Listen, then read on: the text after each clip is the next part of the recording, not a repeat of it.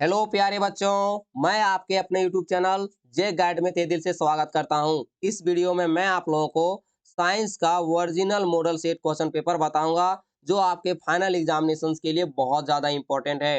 ये चीज़ आप लोग ध्यान रखिएगा। जिस प्रकार से आप लोगों को मॉडल सेट क्वेश्चन पेपर आप लोगों के लिए रिलीज किया गया हुआ है, फाइनल एग्जामिनेशंस में भी आप लोगों को इसी तरह के सवाल देखने को मिलेंगे। जिस पैटर्न में अभी आप लोग यहाँ पर मॉडल सेट क्वेश्चन पेपर पढ़िएगा, उसी प्रकार से आपको फाइनल के क्वेश्चन में भी देखने को मिलेगा।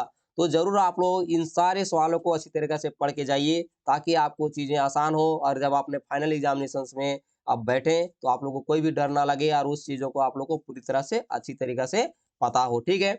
ध्यान रखेंगे दोस्तों, आप लोगों को जो कुल समय दिया जाएगा वो मात्र 1.5 घंटा का समय दिया जाएगा। जो कुल आप लोग का मार्क्स होगा वो 40 नंबर का होगा। ठीक है? और जो प्रश्नों की संख्या होगी वह भी आप लोगों को 40 मार्क्स का होगा। ठीक है? यानी 40 क्वेश्चन होंगे। सारे प्रश्न का उत्तर देना आप लोगों के लिए अनिवार्य है। अगर आप उत्तर देते हैं तो आप लोगों के लिए बहुत ज़्यादा बेनिफिट साबित होगा और आप लोग ए प्लस की ओर, नजदीकियों की ओर बढ़ जाइएगा। ठीक है? देख लीजिए क्या दिया हुआ। प्रत्येक प्रश्न के लिए एक अंक निर्धारित किया गया हुआ, यानी 1 नंबर आप लोग को मिलेगा। उसमें 4-4 विकल्प दिए जाएंगे, एक ही विकल्प आप लोग को सही होगा। ध्यान देने वाली बात इसमें आप लोग को ये भी है कि अगर आप गलत उत्तर दे भी देते हैं ना, तो आप लोग को कोई भी नंबर नहीं काटा जाएगा। इसलिए आप लोग बेझिझक, अगर आप नहीं जानिएगा किसी का जवाब, तो आप ज़रूर रंग दीजिएगा। क्या पता आप जो रंगे वो आप लोगों के लिए सही हो जाए। ठीक है? आशा करता हूँ आप लोग को सब चीज़ें अच्छी तरीके से समझ में आ रहा होगा। ठीक है? समझने की कोशिश करोगे फिर दिल दिमाग अपना एकदम चालू करके। ठीक है? देख लेते हैं क्वेश्चन नंबर आप लोगों को क्या दिया हुआ है यहाँ पर, कि एक वस्तु r त्रिज्या के वृत्ताकार पथ में घूम रही है। आधे वृत्त के बाद उसका विस्थापन होगा, तो आधे वृत्त के बाद जो उसका विस्थापन होगा वह 2r हो जाएगा, यानी वह थोड़ी-सी उसकी जो त्रिज्या होगी वह बढ़ जाएगी। क्वेश्चन नंबर 2 देखिए क्या दिया हुआ है, वेग में प्रति सेकंड परिवर्तन की दर कहलाती है। तो वेग में प्रति सेकंड परिवर्तन की जो दर है वह त्वरण कहलाती है। क्वेश्चन नंबर 3, निम्न में से किसकी एसआई इकाई मीटर पर सेकंड स्क्वायर है? तो त्वरण की जो इकाई है वह मीटर पर सेकंड स्क्वायर है। ओके। क्वेश्चन नंबर 4, दूरी ग्राफ, दूरी समय ग्राफ का ढलान किसका मान बताता है? तो दूरी समय ग्राफ जो है वेग का मान बताता है। ठीक है? क्वेश्चन नंबर 5, न्यूटन का गति का प्रथम नियम से किसकी परिभाषा मिलती है? तो जड़त्व की नियम की परिभाषा मिलती है। सारे क्वेश्चंस को आप लोगों को अच्छी तरीके से याद करके जाने हैं। ठीक है? क्वेश्चन नंबर देखिए 6 क्या दिया हुआ है, किसी पिंड का जड़त्व निर्भर करता है। तो किसी पिंड का जो जड़त्व है वह वस्तु के द्रव्यमान पर निर्भर करता है। वीडियो पसंद आ रहा होगा तो वीडियो को जरूर एक लाइक दे दीजिएगा और अपने दोस्तों में शेयर कीजिएगा, और चैनल को सब्सक्राइब कर लीजिए, क्योंकि मैं आप लोगों को मैथमेटिक्स के सारे सवालों को इतनी अच्छी तरीके से समझा करके आप लोगों को बताऊंगा ना, कि आप लोग भूल के भी भूलोगे नहीं, यानी इतना अच्छा लगेगा आप लोग को। ठीक है? जरूर चैनल को सब्सक्राइब कर लेना। क्वेश्चन नंबर 7 देखिए क्या दिया हुआ है, कि न्यूटन का गति का कौन सा नियम बल की परिभाषा देता है? तो न्यूटन का जो जो है दूसरा नियम वह बल की परिभाषा देता है। ठीक है? क्वेश्चन नंबर 8 देखिए क्या दिया हुआ है, 10 मीटर प्रति सेकंड की गति से चलने वाली 0.5 किलोमीटर द्रव्यमान वाले पिंड का संवेग क्या होगा? तो उसका जो संवेग होगा वह 0.5 केजी आपका इंटू मीटर पर सेकेंड स्क्वायर होगा। याद कर लीजिएगा इस चीज को। क्वेश्चन नंबर 9 देखिए क्या दिया है, जब कोई बस विराम से चलती है तो अचानक उस पर खड़ी यात्री बस से में पीछे की ओर झुक जाते हैं, तो ये किस नियम का उदाहरण है? तो वह जो है न्यूटन के प्रथम नियम का एग्जाम्पल है। ठीक है? क्वेश्चन नंबर 10, कार्य की एसआई इकाई क्या है? तो कार्य की जो एसआई इकाई है वह जूल है। ठीक है? याद कर लीजिएगा। क्वेश्चन नंबर 11, चंद्रमा पर किसी पिंड का द्रव्यमान आपका 40 किलोग्राम है, तो पृथ्वी पर उसका भार कितना होगा? तो इसका पृथ्वी पर जो कुल भार होगा वह 400 केजी होगा। देखिए दोस्तों, मुझे लग रहा है कि आपका जो मॉडल सेट क्वेश्चन पेपर जो जारी किया हुआ वो गलत दिया हुआ है। इसका आंसर क्या होना चाहिए?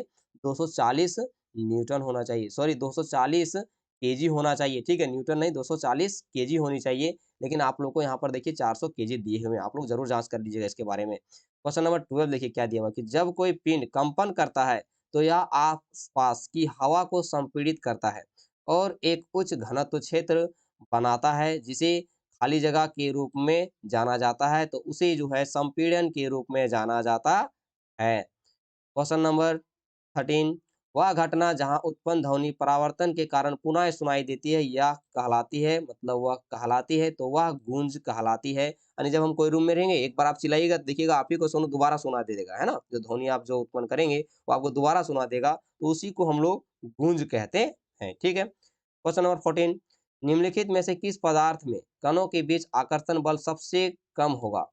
तो कार्बन डाइऑक्साइड में जो है, उनके बीच में जो आकर्षण बल होगा, वो सबसे कम होता है, ठीक है?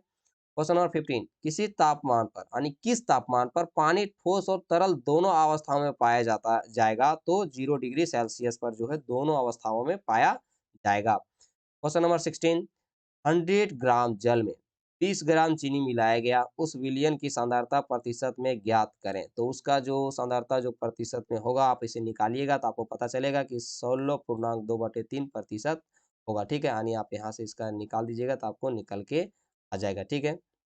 जरूर ध्यान देंगे दोस्तों, आप इसे अच्छी तरीके से निकालने की कोशिश करेंगे। क्वेश्चन नंबर 17, घनत्व का एसआई मात्रक है।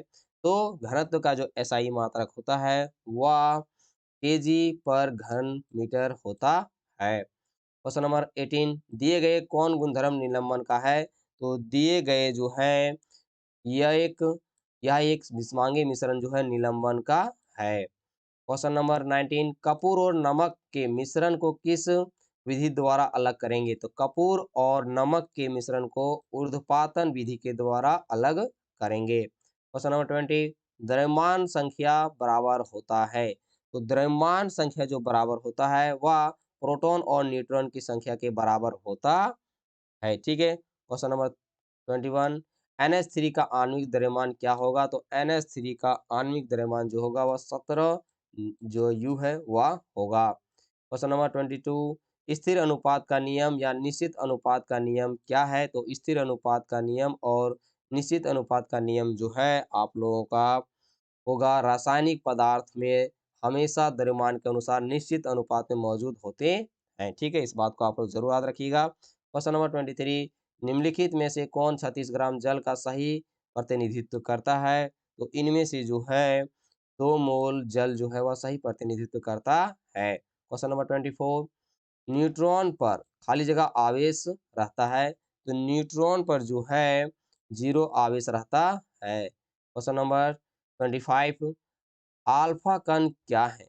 तो अल्फा कण जो है धनावेशित हीलियम परमाणु है। क्वेश्चन नंबर 26, किसी तत्व के समस्थानिकों के द्रव्यमान में अंतर खाली जगह की भिन्न संख्या के कारण होता है, तो इसमें भिन्न संख्या के कारण होता है न्यूट्रॉन, ओके। क्वेश्चन नंबर 27, कोशिका भित्ति बनी होती है।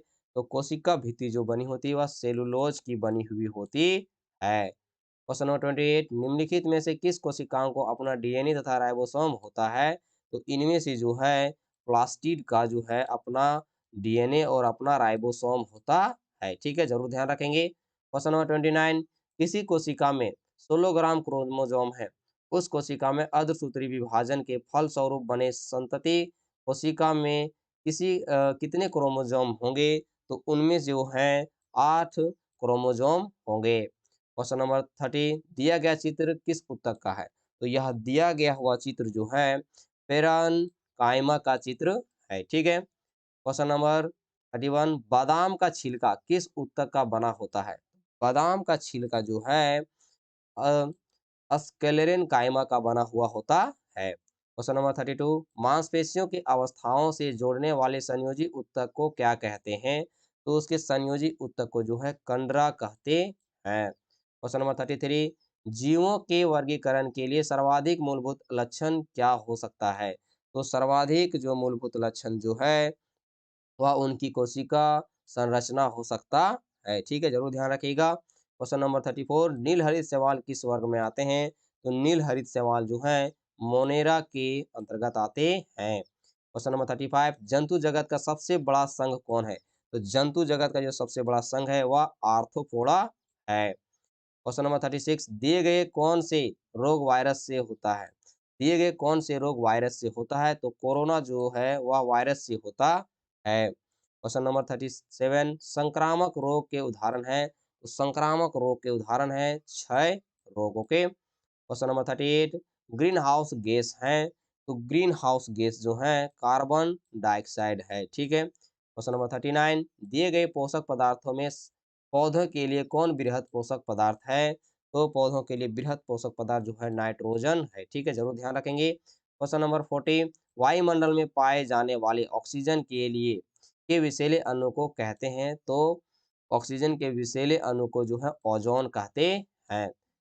दोस्तों, अगर आप लोग को वीडियो पसंद आया होगा तो जरूर वीडियो को लाइक कर दीजिएगा, चैनल को सब्सक्राइब कर दीजिएगा, अपने दोस्तों में शेयर जरूर कर दीजिएगा। ठीक है, मिलते हैं next model set question paper में।